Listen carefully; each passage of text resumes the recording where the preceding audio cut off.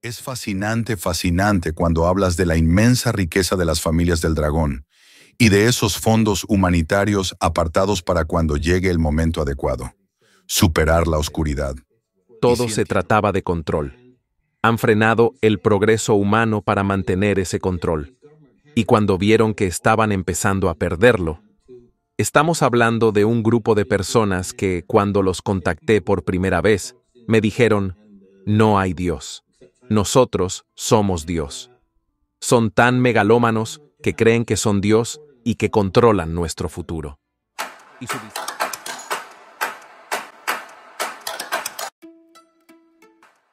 Está bien. ¿Sabes qué, Ben? Ni siquiera sé por dónde empezar contigo porque he aprendido tantas cosas increíbles a lo largo de los años, incluso mucho antes de las elecciones del 2020, cuando nos acercábamos a ese momento. Probablemente fue por la época en que empezamos a ver lo que la gente consideraba información secreta de canales militares, que empezaban a revelar muchas de estas cosas. Pero quiero retroceder un poco contigo. No conozco bien tu historia. ¿Qué te llevó a este mundo del periodismo de investigación hasta lograr estos contactos tan impresionantes en todos los niveles alrededor del mundo? ¿Cómo terminaste donde estás hoy? ¿Era una inspiración tuya o simplemente fue una serie de movimientos progresivos en tu carrera profesional que te llevaron a esto? Me viene a la mente esa película con Robert Redford y Brad Pitt, ya sabes, de agentes viendo cosas increíbles por todo el mundo. Así te veo un poco. ¿Qué fue lo que te llevó a terminar haciendo lo que haces ahora? Bueno, yo trabajaba para la revista Forbes y era un tipo del establishment. Creía en el discurso que daban los medios de comunicación tradicionales, pero me encontré con censura, corrupción, sobornos, y me di cuenta, cual reportar desde la primera línea, de que los políticos que vemos en televisión no tienen poder. Son solo títeres. También descubrí que los japoneses estaban sentados sobre $7 billones que habían ganado vendiendo autos, televisores y cosas al resto del mundo. Así que intenté convencerlos de usar ese dinero para el bien del planeta. Pero lo que pasó fue, el gobierno japonés entregó el control de todas las corporaciones japonesas a un grupo de fondos como State Street, Vanguard y BlackRock, los mismos que poseen todas las acciones en Estados Unidos y en el resto del mundo excepto China. Y entonces dieron la orden de... Después me ofrecieron la oportunidad de unirme a ese grupo que controla el planeta. Me dijeron que iban a, implícito, gobernar el mundo y que, si yo colaboraba, podría ser muy rico y poderoso. Esa misma semana fui contactado por una sociedad secreta asiática con todos estos asesinos que me ofrecieron protección. Así terminé en este mundo. Desde entonces he intentado, porque los asiáticos me pidieron, encontrar gente en Occidente dispuesta a confrontar el mal que estaba en la cúspide del gobierno.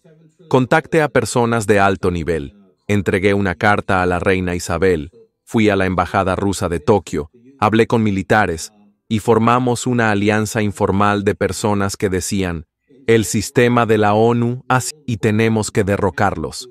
Básicamente lo que pasó es que seguí el rastro del dinero hasta la cima, y allí encontré un grupo de gánsteres adoradores de Satanás que controlan el sistema financiero mundial. Y esa es la historia corta. Hermano, no sé cómo sigues vivo. Supongo que estos protectores de la familia Dragón todavía están trabajando para mantenerse en una posición relativamente segura, ¿verdad? Sí, punto, y lo digo en serio. Ellos tienen 100 asesinos, así que es una protección bastante seria. Aún así, he sobrevivido muchos intentos de asesinato. Me trataron de matar 2 veces, me han apuntado hombres armados, todo tipo de cosas. Pero creo que el hecho de haber crecido en la naturaleza, donde hay osos y lobos, me enseñó a percibir el instinto asesino. Puedes sentir esa vibración y reaccionar antes de que sea peligroso. ¿Puedo preguntar en qué parte del país creciste para estar rodeado de este ambiente? Crecí en Cuba y México, desde los 8 años. Luego viví en Ottawa, Canadá. Pasé mis veranos en la naturaleza al norte de ahí, y también varios años viajando por las selvas del norte de Canadá y Amazonas. Básicamente crecí entre México, Cuba y Canadá, y me mudé a Japón alrededor de los 19 años. Entonces, ¿has sido una especie de aventurero desde niño? Al parecer. Con todo ese caos alrededor, aprendes a enfrentarlo o a lidiar con el miedo que te rodea hasta que se vuelve algo normal. Sí, es como si fueras un ciervo viviendo en el bosque. De vez en cuando ser perseguido por lobos es parte de la rutina diaria. Así es exactamente. Poco sobre algunas cosas que me parecen fascinantes dentro de tu información. Turner te he escuchado menos en los últimos años, como sabes. Cuando uno empieza en esto, con un podcast, te ves abrumado con todo lo que hay que hacer. Por supuesto, yo nunca me imaginé tener uno. Simplemente hice uno en 2020 y explotó. Así que me encontré en este espacio. Aunque siempre estuve interesado en estos temas, no tenían canal para transmitirlo. Y cuando te vi en el programa de Nino pensé, Dios mío, ven cómo fue que me perdí de esto. Uno simplemente pierde el rastro de la gente.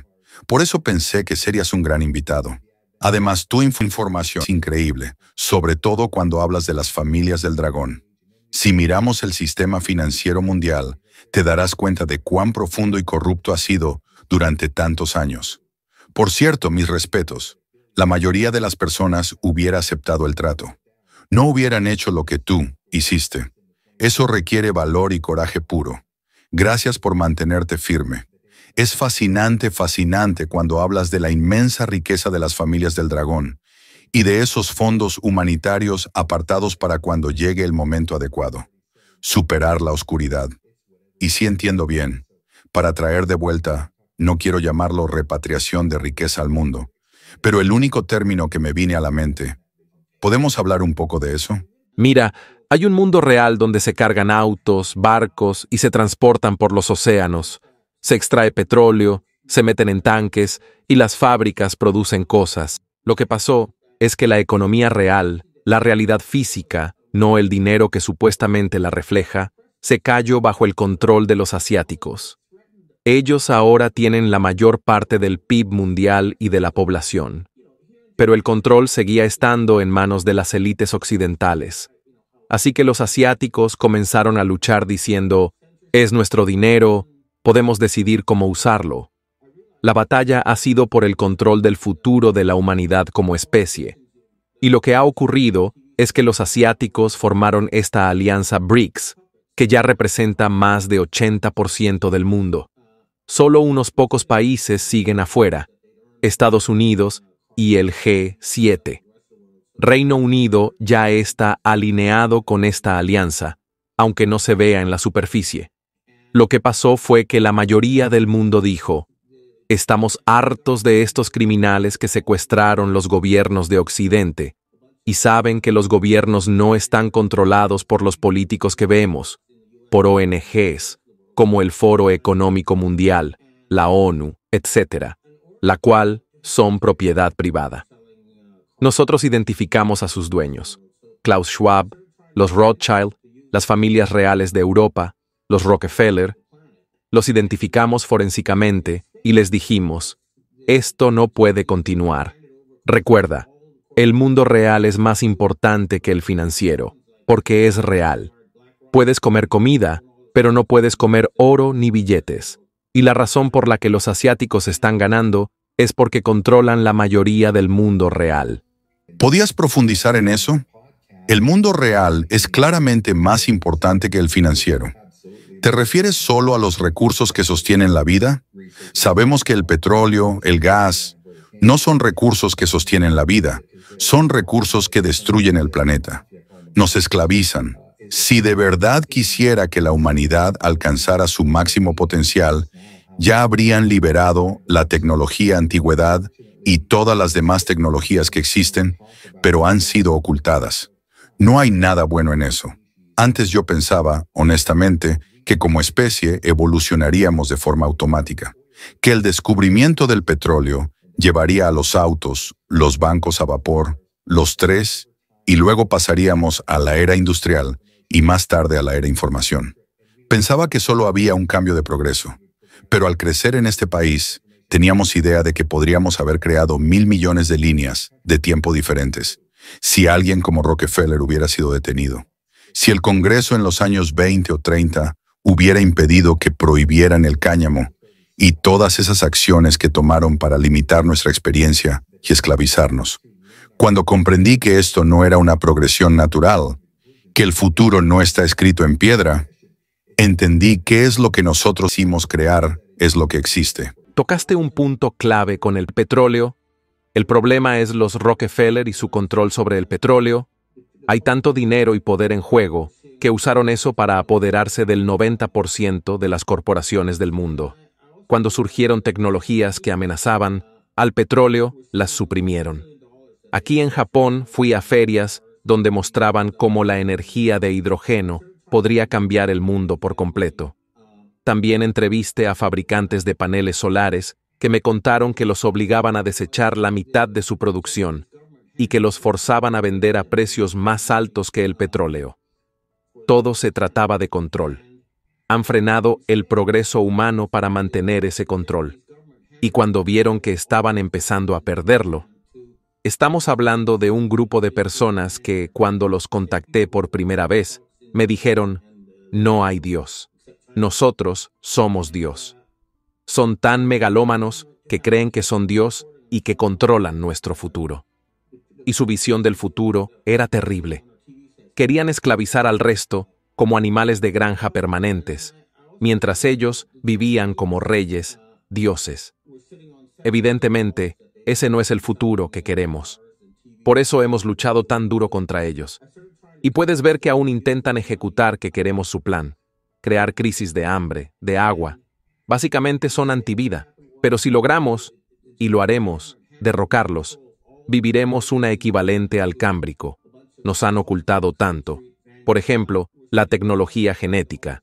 Hay que hablarlo con cuidado, pero no hay razón por lo cual no podemos vivir miles de años o tener superpoderes. La visión de un águila, la ecolocalización de un murciélago. Todo eso sería posible. Si decidimos hacerlo o no, es algo que debe debatirse. Pero lo que estos del Foro Económico Mundial querían hacer. Es un punto interesante porque yo he estado tratando de ayudar a mi audiencia a entender esto. Por ejemplo, yo creo en algo sobrenatural. Lo veo así. Nuestro creador, llamado como quieras, una figura humana, una fuente de energía, un fotón de luz, un pensamiento consciente, no importa el nombre de Dios. Y mientras peleamos por semántica, dejamos de luchar contra ellos y comenzamos a luchar entre nosotros. Por eso siempre he dicho que no creo en lo sobrenatural. Quiero decir con esto que nuestro Creador, del cual venimos todos, esa inmensa fuente de poder, energía está dentro de nosotros. Por eso Cristo dijo, estas obras que yo hago, ustedes también las harán y también mayores. Tenemos estas habilidades increíbles como seres espirituales dentro de una forma humana. Pero es muy difícil dar ese salto de fe y creer que yo, Scott McKay, puedo realmente ascender no solo espiritualmente, sino también en mis capacidades físicas. Es difícil porque nos han programado por cientos de años para pensar que no podemos. Yo creo que estamos atrasados unos 300 años en nuestra evolución espiritual porque ellos nos han mantenido frenados. Pero suena como que tú lo ves igual. Tenemos estas habilidades inmensas, pero nos han programado para creer que no. Y aún más, eso de nací pecador es un total mentira. Si yo vengo del Creador y el Creador es perfección, ¿cómo podría Él crear algo defectuoso? Un pecador, no creo. Todo eso fue programación con los arquitectos de la organización religiosa, que por cierto está dirigida por satanistas. ¿Lo ves así también? Que todos tenemos habilidades enormes y solo hay que encontrar la manera de desarrollarlas. Lo primero es que creo que todos coincidimos en que no nos creamos nosotros mismos. Alguien nos creó. Dale el nombre que quieras, naturaleza. Llámalo, Dios. Eso es decisión de cada uno. Pero el punto es que debemos cuidar la creación. Esto es lo que tenemos. Este es el mundo en que existimos. Y ahora mismo no lo estamos cuidando adecuadamente. Lo estamos destruyendo. Y además, yo no quiero morir e irme a un cielo. Yo quiero hacer de este mundo un cielo. Quiero ser inmortal aquí, y tenemos la habilidad de hacerlo. Ahora mismo, tenemos la capacidad de lograrlo, incluso de desarrollar superpoderes, de comenzar a crear nueva vida. Podríamos tener algo más grande que la expresión del Cámbrico. La explosión del Cámbrico fue, durante miles de millones de años, la vida solo era visible con un microscopio, como lodo marrón. Pero de repente, en nada de tiempo, aparecieron peces, criaturas multicelulares, toda clase de formas de vida mucho más grandes. Podríamos hacer lo mismo. Este mundo podría tener 1000 veces más vida, 1000 veces más naturaleza. Podríamos tener una explosión evolutiva, pero sí, tenemos un liderazgo competente en el planeta que trabaje realmente para la gente y para todos los seres vivos, no para un pequeño grupo que solo se sirve a sí mismo.